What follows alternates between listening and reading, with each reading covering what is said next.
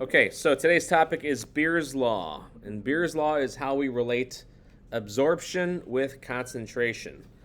So, first of all, prerequisite to even talking about this is that whatever solution you're using, it has to be colored. Right? Beer's Law works on the basis of sending light through a colored substance, and there has to be color, otherwise there's nothing to calculate. Okay, so the solution that we're working with in lab is copper sulfate, and as you know, that's blue, so that will work just fine. Now, what we're going to be using is a colorimeter. All right, and that's tomorrow's lab is the first time you'll be using that. We could also use a photospectrometer as well, but we have a colorimeter, so that's what we're going to go with.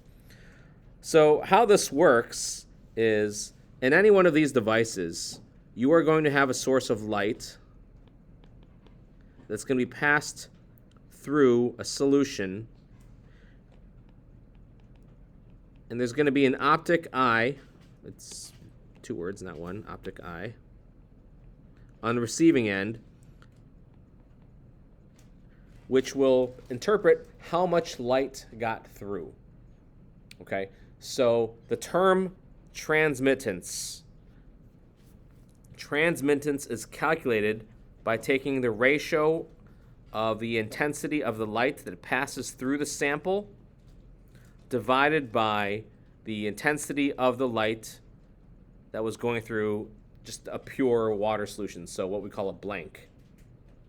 All right, so if you imagine the denominator, if the intensity of light that goes through a blank, let's say that we call it 100, all right, however much light that goes through the sample, if it's a colored sample, this is going to be something less than 100, right? Colored solutions absorb some light, and so less light will get through, so the transmittance is the ratio of the light that got through over the blank.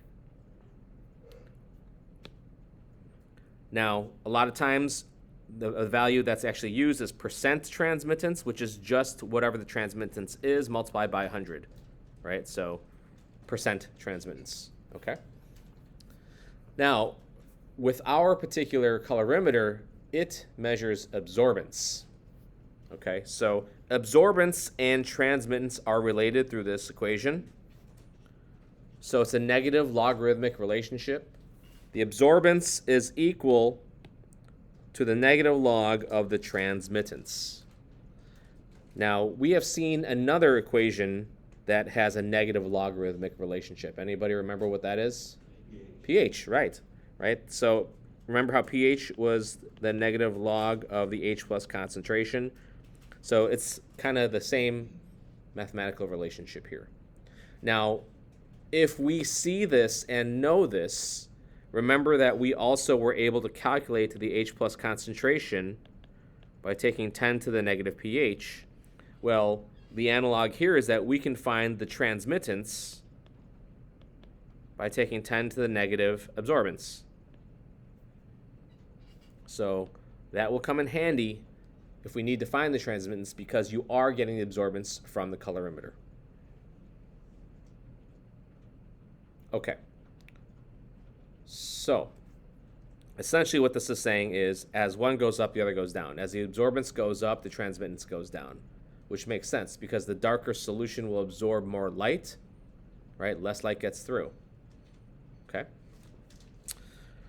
Now, Beer's law is actually a combination of some factors. So first of all, here it is. What Beer's law states is that the absorbance, A, capital A, can be found by multiplying what's called the absorptivity coefficient, right here, which is this guy. I'll highlight him. A is the molar absorptivity constant, and that is something that is unique to every solution. So whatever the solution is, that's something that has to be like determined and calculated ahead of time. B is the path length, meaning how wide the beam of light is traveling through the solution. And C is the actual concentration in molarity. So these three factors will contribute to us finding the absorbance. Now, I should mention that the absorbance itself is unitless.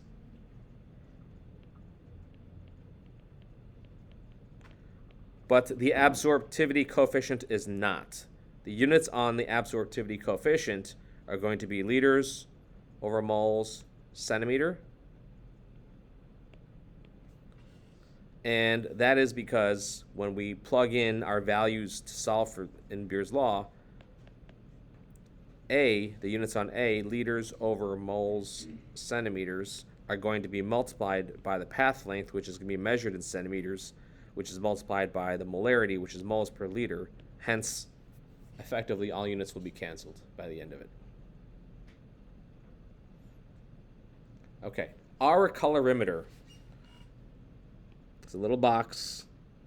There's a slot, and we put a square test tube, a square plastic test tube into that slot. This is called a cuvette. And the cuvette width is 1 centimeter. So therefore, the path length is 1 centimeter. And that's kind of standard, but the reason why this is even a variable is because if we were in a college lab, we would be using something called like a Spec 20, and different tools have adjustable lengths depending on the size of the test tube that they are measuring. Okay? In our case, it's fixed. It's always going to be 1 centimeter for us. Okay? All right, so let's go through some examples. A solution of a light-absorbing species has a given concentration, and we have a 1 centimeter path length, and we have a percent transmittance of 40%. What is the absorbance of the solution? Okay, so if it's percent transmittance, we know, first of all, we need to recognize that percent transmittance, 40%, means transmittance is 0.4. Right? Because we can just divide out the percent. And so if our transmittance is 0.4 and they're asking for absorbance, how do we find this? Negative log of it, right. So absorbance is equal to the negative log of our transmittance, which is 0.4.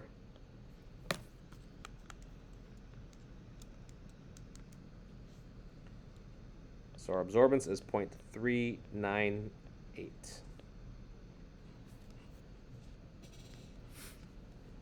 Okay, so we have the absorbance, and now we can determine the absorptivity coefficient. We can solve for little a, right? So it's going to be a over bc is equal to little a. All right, so the absorbance is known, 0.398. The path length, they mentioned it's 1 centimeter. And the concentration is given as 0.005 molar.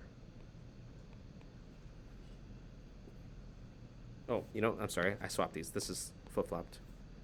Oh, no, that's right. Yeah, we're solving for little a. Okay. Yeah, all right.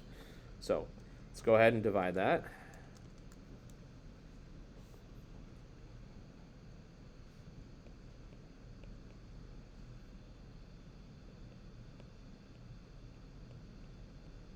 So 0.398 divided by 1 divided by 0.005, 79.6 liters per mole centimeter. Okay, you guys still with me? We're solving for the constant. A lot of times solving for the constant is a necessary step at the beginning so you can do other things later. Okay? All right. So now the question is stating, what absorbance would be expected if we have this concentration? All right, so first, qualitatively, take a step back and look at this and say, all right, we knew the absorbance before, right? We knew the absorbance before when the concentration was 0.005. So what kind of absorbance should we expect if the concentration is less? If we have a lower concentration, there's going to be less light absorbed. Right, so it's like saying it's a lighter solution, lighter colored solution instead of darker. So let's go ahead, solve for A. Okay, so we know the coefficient now. We know little a, 79.6. Path length is the same. And the concentration that we are referring to now is 0.001.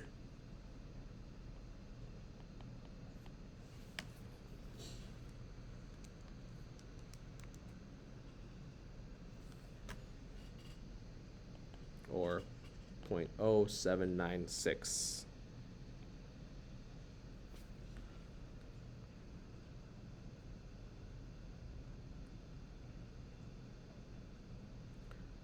Okay, so we want percent transmittance, but we have to find transmittance first, and then we turn it into a percentage. So how do we go from absorbance to transmittance?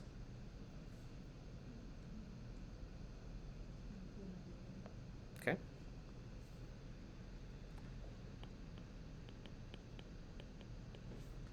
So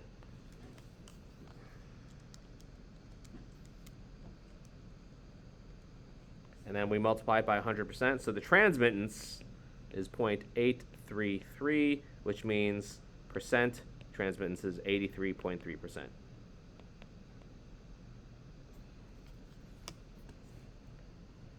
Okay.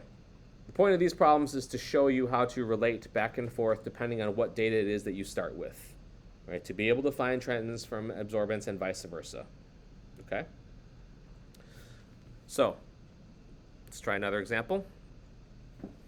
So if we work with cobalt-2 ions, right, they are pink in color. The absorbance is measured, so capital A is known, little a is known, path length is known. What is the concentration? All right, well, no big deal. So A over A and B is equal to C.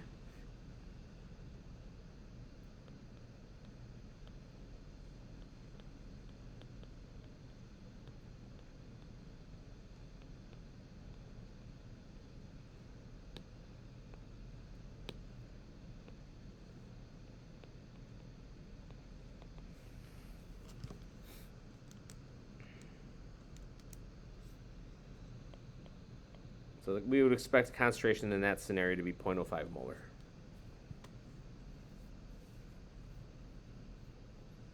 Okay, so working problems like this in isolation is fine. And this, this totally could be a question that you have to do on a quiz or test. But in a lab sense, the more practical aspect, we don't necessarily have tables of absorptivity coefficients.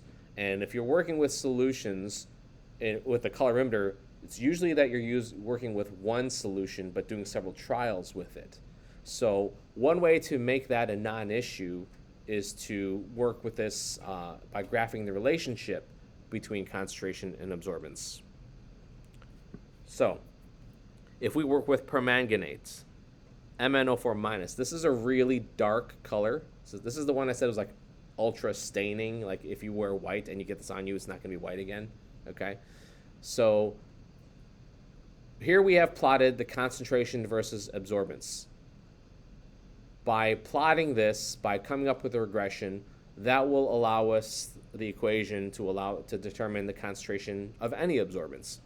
And so in our lab, we are going to be doing this tomorrow. We're going to be setting up what's called a standard curve.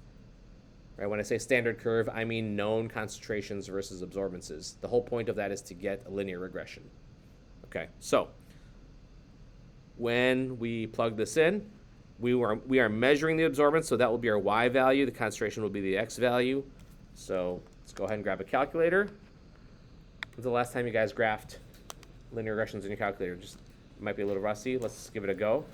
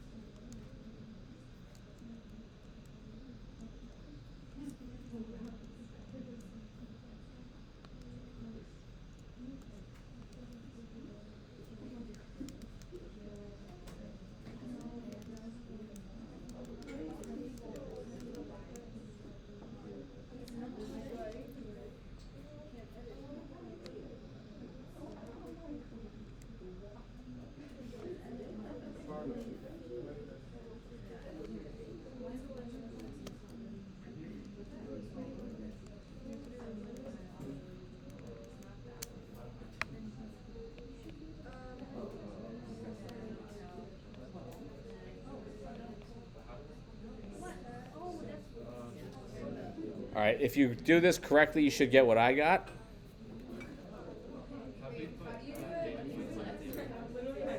Oh my goodness. You guys don't remember how to do this?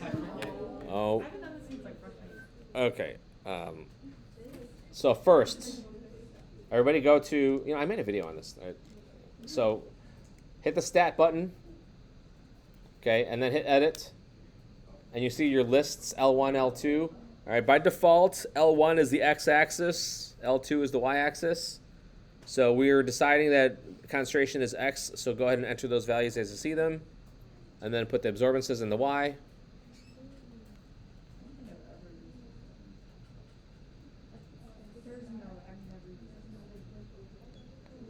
Yeah, if it's not an 84, I can't help you.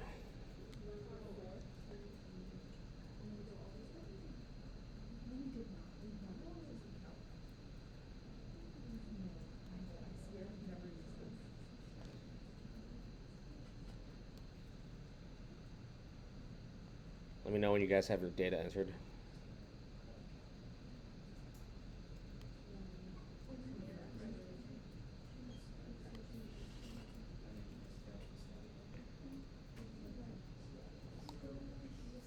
Okay, once you get your data entered, you got to make sure that your stat plot is turned on. So this is where you hit second, y equals. Y equals is the button in the top left corner. All right, and it should say stat plots, plot 1. If plot 1 says off, you need to hit enter and turn it on. Okay? Stat plot second, y equals. Stat plot on. And then it should tell you what it's plotting. It'll say X list is L1, Y list is L2. Okay, if that's the case, to verify that you have a plottable graph, hit the zoom button at the top and hit 9. And that will show you the graph. If you see a graph and it looks fairly linear, then you've done everything right so far.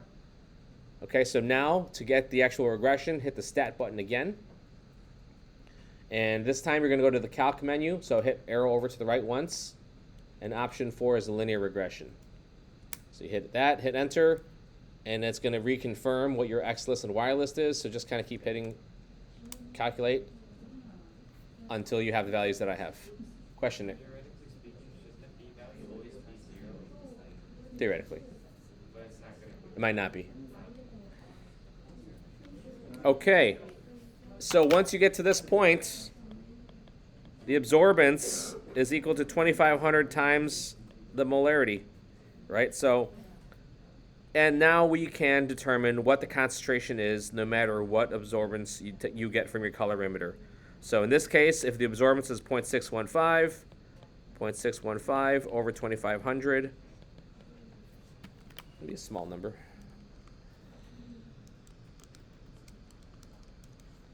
So 2.46 times 10 to the minus 4 molar. Okay.